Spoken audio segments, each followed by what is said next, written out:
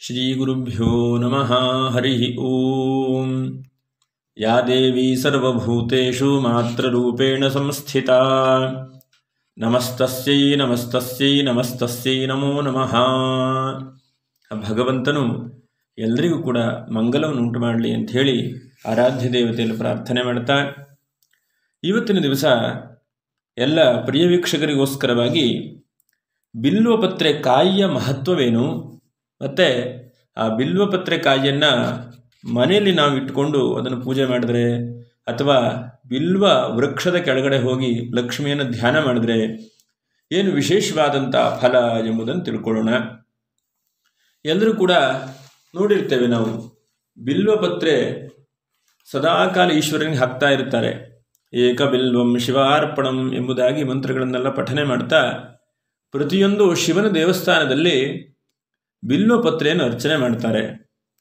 ಆದರೆ ಬಹಳಷ್ಟು ಜನಕ್ಕೆ ಬಿಲ್ವಪತ್ರೆಯ ಕಾಯಿಯ ಬಗ್ಗೆ ಗೊತ್ತಿಲ್ಲ. ಹಾಗಾಗಿ ಆ ಕಾಯಿಯಲ್ಲಿ ಎಷ್ಟೊಂದು ವಿಶೇಷ ಇದೆ, ಅದನ್ನು ನಾವು ಯಾವ ಥರ ಉಪಯೋಗಿಸಬಹುದು ಅಥವಾ ಅದರಿಂದ ನಮಗೆ ಯಾವ ತರಹ ಪ್ರಯೋಜನ ಎಂಬುದನ್ನು ತಿಳ್ಕೊಳ್ಳೋಣ. ಮೊಟ್ಟ ಮೊದಲು ಪುರಾಣಗಳ ಪ್ರಕಾರ ನೋಡಿ, ಈ ಬಿಲ್ವ ವೃಕ್ಷ ಅಥವಾ ಬಿಲ್ವ ಮರ ಹೇಳುವಂಥದ್ದು ಲಕ್ಷ್ಮಿಯ ಕಮಲದಿಂದ, ಅಂದರೆ ಬಲಗೈಯಲ್ಲಿರುವಂತಹ ಕಮಲದ ಹೂವಿಂದ ಕೆಳಗಡೆ ಬಿದ್ದು ಹುಟ್ಟಿರುವಂತಹ ಒಂದು ವೃಕ್ಷ ಎಂಬುದಾಗಿ ಪುರಾಣಗಳಲ್ಲೆಲ್ಲ ಕರೀತಾರೆ. ಹಾಗಾಗಿ ಅಂತಹ ವೃಕ್ಷವು ಬಹಳ ಮುಖ್ಯವಾಗಿ ಹೂವನ್ನು ಬಿಡದೆ ಕಾಯಿ ಬಿಡುವಂತಹ ಒಂದು ವೃಕ್ಷ ಬಿಲ್ವ ವೃಕ್ಷ ಅಂತಂದರೆ. ಹಾಗಾಗಿ ಇದಕ್ಕೆ ಆಯುರ್ವೇದಿಕದಲ್ಲೂ ಕೂಡ ವನಸ್ಪತಿಗಳು ಎಂಬುದಾಗಿ ಕರೀತಾರೆ ಈ ವೃಕ್ಷಕ್ಕೆ. ಹಾಗೆ ವನಸ್ಪತಿಗಳು ಎಲ್ಲ ಥರದಲ್ಲೂ ಕೂಡ ಔಷಧಿ ಗುಣಗಳನ್ನು ಹೊಂದಿಕೊಂಡಿರುವಂತಹ ಈ ಒಂದು ಬಿಲ್ವಪತ್ರೆ, ಅದೇ ತರಹ ಈ ಕಾಯಿಯೂ ಕೂಡ ಔಷಧಿ ಸ್ವರೂಪದಿಂದ ಎಲ್ಲರೂ ಕೂಡ ಇದನ್ನು ಸ್ವೀಕಾರ ಮಾಡ್ತಾರೆ, ಔಷಧಿಗಳು ಕೂಡ ಇದನ್ನು ಬಳಸ್ತಾರೆ. ಹಾಗೆ ಈ ಬಿಲ್ವ ವೃಕ್ಷಕ್ಕೆ ವಿಶೇಷವಾಗಿ ಶ್ರೀವೃಕ್ಷ ಎಂಬುದಾಗಿ ಕರೀತಾರೆ. ಶ್ರೀವೃಕ್ಷ ಅಂತಂದರೆ ಲಕ್ಷ್ಮಿಯ ವೃಕ್ಷ ಅಥವಾ ಲಕ್ಷ್ಮಿಯ ಮರ ಎಂಬುದಾಗಿ ಕರೀತಾರೆ. ಧನಧಾನ್ಯಾದಿ ಸಮೃದ್ಧಿಗೋಸ್ಕರವಾಗಿ ವಿಶೇಷವಾಗಿ ಈ ಬಿಲ್ವಪತ್ರೆಯ ಸಣ್ಣ ಸಣ್ಣದಾದಂತಹ ಸಮಿತ್ತು, ಅಂದರೆ ಕಡ್ಡಿಯನ್ನು ಪಾಯಸದಲ್ಲಿ ಅದ್ದಿ ಶ್ರೀಸೂಕ್ತ ಮಂತ್ರಗಳು ಎಂಬಂತಹ ಮಂತ್ರಗಳಿದೆ. ಅಂತಹ ಮಂತ್ರಗಳನ್ನು ಹೇಳಿ ಹೋಮ ಮಾಡಿದರೆ ಧನಧಾನ್ಯಾದಿ ಸಮೃದ್ಧಿಯಾಗತ್ತೆ ಎಂಬುದನ್ನು ಕೂಡ ನಮಗೆ ಶಾಸ್ತ್ರ ತಿಳಿಸ್ಕೊಡುತ್ತೆ. ನೋಡಿ, ಇಷ್ಟೊಂದು ಪವಿತ್ರವಾದಂತಹ ಬಿಲ್ವ ವೃಕ್ಷ, ಬಿಲ್ವ ಸಮಿತ್ತು, ಬಿಲ್ವಪತ್ರೆ, ಅದೇ ತರಹ ಬಿಲ್ವಪತ್ರೆಯ ಕಾಯಿಯೂ ಕೂಡ ಬಹಳ ಮುಖ್ಯವಾದಂಥದ್ದು. ಆ ಗಿಡದಲ್ಲಿ ಬಿಡುವಂತಹ ಪ್ರತಿಯೊಂದು ಕಾಯಿಯಲ್ಲಿಯೂ ಕೂಡ ಬಹಳ ಮಹತ್ವವಾದಂತಹ ವಿಶೇಷವಾದಂಥ ಫಲ ಇದೆ. ಅದನ್ನು ನಮ್ಮ ಹಿಂದಿನವರು ನೋಡಿ ಅನೇಕ ಹೋಮ ಹವನಗಳಲ್ಲಿ ಅದನ್ನು ಬಳಸ್ತಾ ಇದ್ದರು. ಹಾಗೆಯೇ ಇಂದ್ರಿಯಗಳಿಗೆ ಸಂಬಂಧಪಟ್ಟಂತಹ ಮೌಢ್ಯ, ಆಲಸ್ಯ, ಹಾಗೆ ಅವಿದ್ಯೆ ಮತ್ತು ಇಂದ್ರಿಯ ಹೊರಗಡೆ ಇರುವಂಥದ್ದು, ಉದಾಹರಣೆಗೆ ನೋಡಿ, ಸಣ್ಣ ಪುಟ್ಟ ಮಕ್ಕಳು ಬಾಲಗ್ರಹ ದೋಷದಿಂದ ನಿದ್ರೆಗಣ್ಣಲ್ಲಿ ಹಲ್ಲನ್ನು ಕಟಕಟ ಅಂತ ಕಡಿತಾರೆ, ಶಬ್ದ ಮಾಡ್ತಾರೆ. ಹಾಗೆ ಏನೋ ಇದ್ದಕ್ಕಿದ್ದ ಹಾಗೆ ನಗುತ್ತಾ ಇರ್ತಾರೆ ನಿದ್ರೆಗಣ್ಣಲ್ಲಿ. ಹಾಗೆ ಅಂಗಚೇಷ್ಟೆ ಎಂಬುದಾಗಿ ಕರೀತೇವೆ. ಅಂಗಚೇಷ್ಟೆ ಅಂದರೆ ಕೈಕಾಲನ್ನು ಆಡಿಸ್ತಾ ಇರುವಂತಹದ್ದು. ಇಂತಹ ಮೊದಲಾಗಿರುವಂತಹ ಬಾಲಗ್ರಹ ದೋಷಕ್ಕೂ ಕೂಡ ಇದನ್ನು ವಿಶೇಷವಾಗಿ ಆ ಮನೆಯಲ್ಲಿ ಇಟ್ಕೊಂಡ್ರೆ ಅಥವಾ ಮನ್ಕೊಳ್ಳುವಂತಹ ಒಂದು ಜಾಗದಲ್ಲಿ ಈ ಬಿಲ್ವಪತ್ರೆಯ ಕಾಯಿಯನ್ನು ಇಟ್ಕೊಂಡ್ರೆ ಅಂತಹ ಚೇಷ್ಟೆಗಳನ್ನು ಕೂಡ ಇದು ದೂರ ಮಾಡುತ್ತದೆ. ಮತ್ತು ಅನೇಕ ರೀತಿಯಾದಂತಹ ಭೂತಪ್ರೇತಾದಿ ಬಾಧೆಗಳನ್ನು ಕೂಡ ಈ ವೃಕ್ಷದ ಕಾಯಿಯು ದೂರ ಮಾಡುತ್ತೆ ಎಂಬುದಾಗಿ ನಂಬಿಕೆ ಇದೆ. ಹಾಗೆ ಅನೇಕ ಪುರಾಣಗಳಲ್ಲಿ ಇದ್ರ ಬಗ್ಗೆ ಹೇಳ್ತಾರೆ.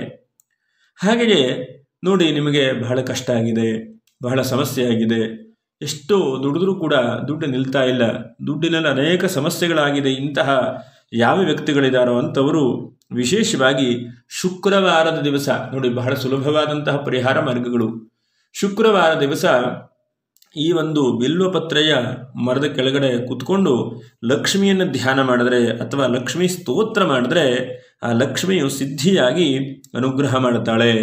ಅದರ ನಮ್ಮ ಎಲ್ಲ ರೀತಿಯಾದಂತಹ ಧನ ಧಾನ್ಯಾದಿ ಸಮೃದ್ಧಿ ಮಾಡಿಕೊಡ್ತಾಳೆ. ಸಾಲ ತೊಂದರೆ, ಇಂತಹ ಅನೇಕ ತೊಂದರೆಗಳನ್ನು ಕೂಡ ಈ ಬಿಲ್ವ ವೃಕ್ಷದ ಕೆಳಗಡೆ ಕೂತ್ಕೊಂಡು ಮಾಡಿದಂತಹ ಧ್ಯಾನವು ನಮಗೆ ಉತ್ತಮವಾದಂಥ ಸಿದ್ಧಿಯನ್ನು ಕೊಡುತ್ತೆ, ಉತ್ತಮವಾದಂಥ ಫಲ ಕೊಡುತ್ತೆ ಎಂಬುದಾಗಿ ಅನೇಕ ಪುರಾಣಗಳು ತಿಳಿಸ್ತಾರೆ. ಅದೇ ತರಹ ತುಳಸಿ ಮತ್ತು ನೆಲ್ಲಿ, ಬಿಲ್ವಪತ್ರೆ ಅಥವಾ ಬಿಲ್ವ ವೃಕ್ಷ ಇವೆಲ್ಲವೂ ಕೂಡ ಪಾರ್ವತಿ, ಸರಸ್ವತಿ, ಲಕ್ಷ್ಮಿಯ ಸ್ವರೂಪ ಎಂಬುದಾಗಿ ಕೊಂಡಾಡ್ತಾರೆ ಇದನ್ನು. ಹಾಗೆ ಈ ಬಿಲ್ವ ವೃಕ್ಷದ ಅನೇಕ ಕಾಂಡಗಳನ್ನು ಮತ್ತು ಸಮಿತ್ತನ್ನು ಮತ್ತು ಈ ಕಾಯಿಯನ್ನು ವಾಸ್ತುಹೋಮದಲ್ಲೂ ವಿಶೇಷವಾಗಿ ಇದನ್ನು ಪೂಜೆ ಮಾಡಿ ಅದನ್ನು ಅಭಿಮಂತ್ರಣೆ ಮಾಡಿ ಕೊಡ್ತಾರೆ.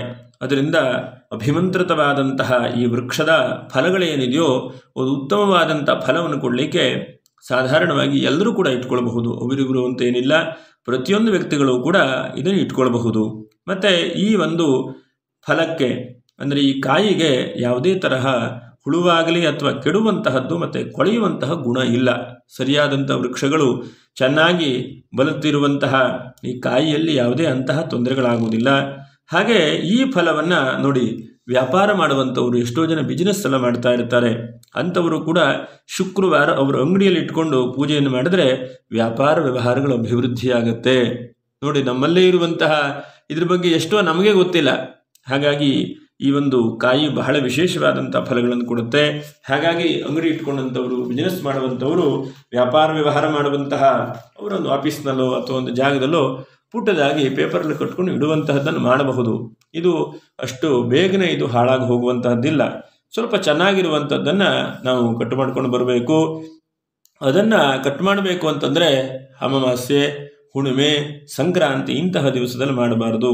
ಹಾಗೆ ಮನೆಯಲ್ಲಿ ಇಟ್ಕೊಂಡು ಪೂಜೆ ಮಾಡಿದ್ರೂ ಕೂಡ ನಮ್ಮೆಲ್ಲರೂ ಕೂಡ ಆರ್ಥಿಕವಾದಂತಹ ಮುಗ್ಗಟ್ಟು ದೂರವಾಗ್ತದೆ, ಲಕ್ಷ್ಮಿಯ ಪ್ರಾಪ್ತಿಯಾಗ್ತದೆ. ಮತ್ತು ಬಿಲ್ವ ಫಲವು ಲಕ್ಷ್ಮಿಯ ಸ್ವರೂಪವನ್ನು ಸದಾಕಾಲ ನಮಗೆ ಹೇಳ್ತದೆ. ಹಾಗಾಗಿ ಈಶ್ವರನು ವಿಶೇಷವಾಗಿ ಅನುಗ್ರಹವನ್ನು ಲಕ್ಷ್ಮಿಗೆ ಮಾಡಿರುವಂತಹ ಒಂದು ವಿಶೇಷವಾದಂಥ ಕಥೆಯೂ ಕೂಡ ಇದೆ. ಹಾಗೆ ಆ ಮಹಾಲಕ್ಷ್ಮಿಯು ಎಲ್ಲರಿಗೂ ಕೂಡ ಅನುಗ್ರಹ ಮಾಡಲಿ. ಈ ಬಿಲ್ವ ಕಾಯಿಯ ಉತ್ತಮವಾದಂತಹ ಫಲವು ನಮ್ಮೆಲ್ಲರೂ ಕೂಡ ಸಿಗಲಿ, ಆ ಭಗವಂತನು ಅನುಗ್ರಹ ಮಾಡಲಿ ಅಂಥೇಳಿ ಪ್ರಾರ್ಥನೆ ಮಾಡ್ತಾ ಮತ್ತೆ ಮುಂದಿನ ವಿಡಿಯೋದಲ್ಲಿ ಮತ್ತೆ ಭೇಟಿ ಮಾಡೋಣ. ಕರ್ದಮೇನ ಪ್ರಜಾಭೂತ ಮಯಿ ಸಂಭವ ಕರ್ದಮ ಶ್ರಿಯಂ ವಾಸರ ಮೇ ಕುಲೆ ಮಾತರಂ ಪದ್ಮಮಾಲಿನೀಂ. ಶ್ರೀ ಮಹಾಲಕ್ಷ್ಮಿ ಅರ್ಪಣಮಸ್ತು. ಅಂಬಾ ಮಾತಾ ಕೀ ಜೈ.